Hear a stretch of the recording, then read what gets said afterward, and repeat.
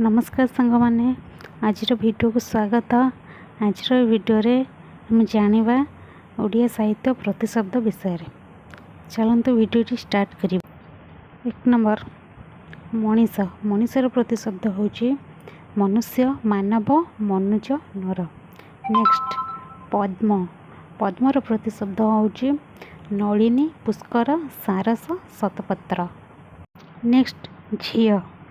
झियर प्रतिशब्द होची कन्या, दुहिता, सुता, पत्नी। नेक्स्ट धन। धनर प्रतिशब्द होची संपद, वित्त, विभव, पशुश्री।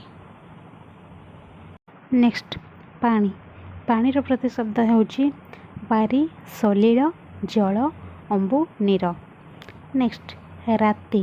रातिर प्रतिशब्द होची निशा, रात्रि, रजनी, जामिनी, सरबरी। नेक्स्ट आखि। आखिर प्रतिशब्द होची नयन, नेत्र, लोचन, अखि। नेक्स्ट सूर्य। सूर्यर प्रतिशब्द होची आदित्य, भास्कर, रवि, प्रभाकर, तपन।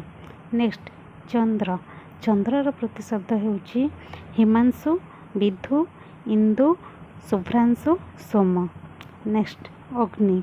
अग्निर प्रतिशब्द होची दहन, निया, हुतासन, बन्ही, अनल। नेक्स्ट अर्थ। अर्थर प्रतिशब्द होची धन, मुद्रा, तात्पर्य, प्रयोजन। नेक्स्ट आकाश। आकाशर प्रतिशब्द होची अंबर, गगन, नभ, बोम, ख। वीडियोटी जदि भल लगी था चैनल को सब्सक्राइब करदेवे। नमस्कार।